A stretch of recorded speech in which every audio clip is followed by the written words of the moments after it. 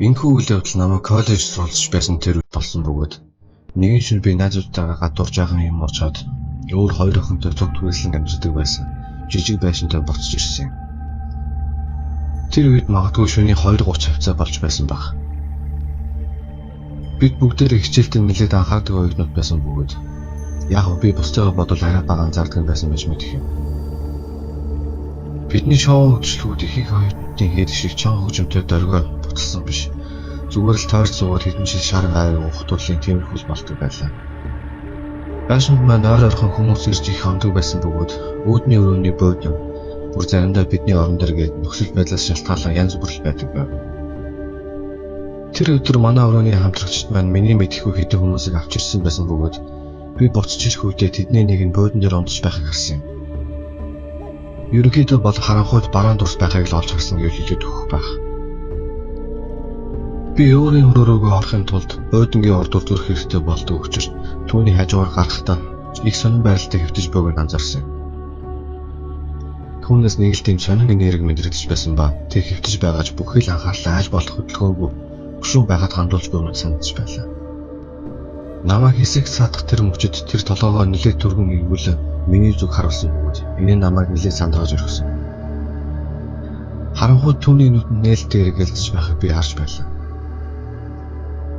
Доцоо магадгүй би түүнийг цочож гисэн.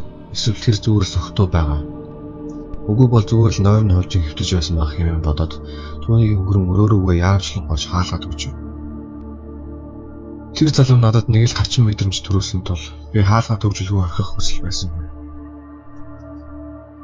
Удалгүй би орондоо орсон бөгөөд шөнийн 4:30-ийн үед би нойрноос хин нэгэн хаалган дээр хорооны дараа маш чимээгүй хүн бөмбөрдөөд байгаа мэт хачин чимээнээс болон сэрлээ. Би чимээгүй хэлтэн сонссоо л байв. Одоолгүй тэрхүү чимээ маш чимээг өгнөр хин нэгэн хорооороо хаалга самартаад байгаа мэт болж хувирсан бөгөөд хорон өнгөрөх бүрт дуун нэмэгцээр эцэст нь хоёр гараараа хам бөхчээрээ самардж буй нэлт мэдэгдэж эхэллээ. Тэрхүү чимээ маш чанга мөн аимшигтай байсан бөгөөд намайг бүрэн айдас тавтуулаад байв.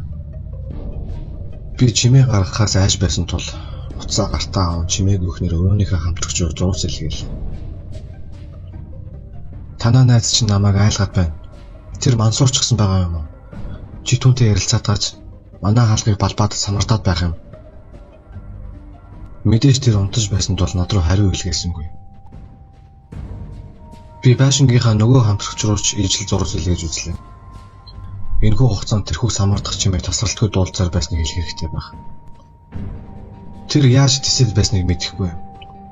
Модон хаалгыг хумсаараа тэгс самартна гэдэг яавч тааламжтай мэдрэмж төрүүлэхгүй ойлгохтой шүү дээ. Тэр мөн дундуур нь хаалганы бариулыг атган доош дэш маш хүчтэйгээр савцсаар байлаа.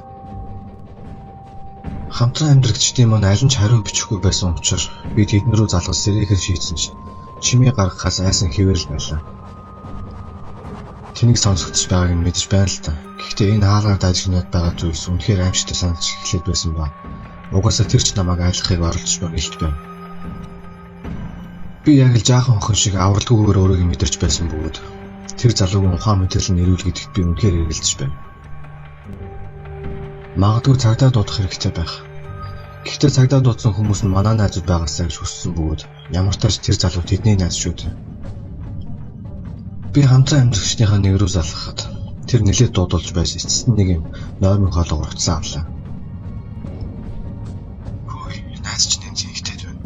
Чи түүнийг боловч чадах уу? Айлсэл би цагдаа дуудах хэрэгтэй юу? Тэр намайг үнэхээр айлгаад байна.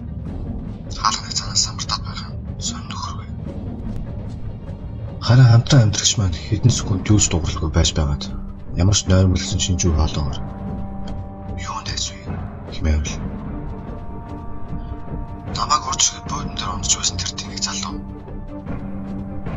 Тэр дахин хэдэн ором чимээгүй болсны дараа бид ямар ч хүн гэртээ онуулаагүй шүү дээ хэмээгээд дараагаар нь чимээгүй цагдаа дуудаараа хэмээн шинэ. Адреналин маань бослох шиг болж аль болох чимээгүй бас хурдан босоод өөрийнхөө хаалгыг түүх чимээ биед хөдөлөв. Учир нь энэ үед хаалга самардах чимээ зогсчихсан байсан бөгөөд тэр залуугийн хаашаа явсан талаар надад мэдэх юм алга байлаа. Удалгүй байшингийн нөгөө хэсгээс ямар нэг юм чанга балбах чимээ дуулж эхэлсэн бөгөөд Тэнд манай хоёр хамтран амьдарч болох Лаура, Моника хоёрын хамтын унтлагын өрөө байрладаг байв. Тэрхүү юм болбох чимээтэй зэрэгцэн тэдний айн ойролцоомж дуулж эхэллээ. Азар яг цагтаа амжин төгдсөн хоёр хамтрагчдын маань өрөөний хаалгыг балж байх зур би цагдаа нар руу залгаж байлаа. Балбарч буй чимээнээс нүүцэд тэр хаалгыг эвтгэхээр олдож буй гэдгийг нэргэлзээгүй байв. Би 911-ийн операторт байдлыг тайлбарлаж өгсөн бөгөөд тэрч бидний зөв 2 эргүүлийн машин ирэлгээсэн гэдгийг хэлсэн. Вистагийн цагдаа нар ихэвчлэн явган хүний зам дээрээс цогтуу нөхдүүдийг холдуулах эсвэл зодоонуудыг нэг салгах гэх мэт энгийн зүйлсийг хийдэг байсан бол энэ удаагийнх энгийн нэг дуудлага биш гэдгийг миний ярилцаж байсан оператор хоолойны маань өмнөөс сонсоод л шууд мэдэрсэн байна. Тэр ч харилцаараа таслалгүй энэ бүхнийг дуустал надтай уцаар холбогдсон хэвээр л байсан юм. Нэг л мэдхэд хаалга балуух болон хүмүүс орилдох чимээ зогссон байлаа. Би оператортой ярилцсан хэвээр байсан бөгөөд гинэт дор шартал тэр залуу хаалга болон шал хоёрын завсраар байдаг жаахан цагаар хуруугаар шургуулan гоцолцуулж хачин аваа гаргаж эхлэхэд тэр. Би тэр үед хамаг чатлаараа орилсоор өрөөнийхөө нөгөө мухтгүй утсан бөгөөд одоо эргээд бодоход тийм шийдвэр гаргасандаа байн гарч явдаг. Би зүгээр л түүний хуруунууд дээр нь хомс ясыг нь өөртөлтэй өсөж орхиод түүнийг хэрхэн хөдөлтөөсөө болон орж хашихрахын хаалганы цанаас сууж байсан бол гэж үргэж боддог. Цагдаа нарын машины дуудахаа хангиж эхлэхүүд би хонглооргүй хчимээ. Дараа нь устдаг шилэн хаалганы нэг онгоогоор буцан хаагдах чимээг сонссон ба тэр зүгтаад алга болсон байв. Цагдаа нар ч түүнийг хизээж барьж чадаагүй. Тэр бидний хажуугийн хаалганы цоожийг эвдэн орж ирсэн байсан бөгөөд миний өрөөний хаалга битүү хос хаачаар сараацсан мөрөөр хуцагдсан байлаа. Харин зүгтах үедээ тэднийг хаалганы маань оролцоо шалан дээр орхиод явсан байв.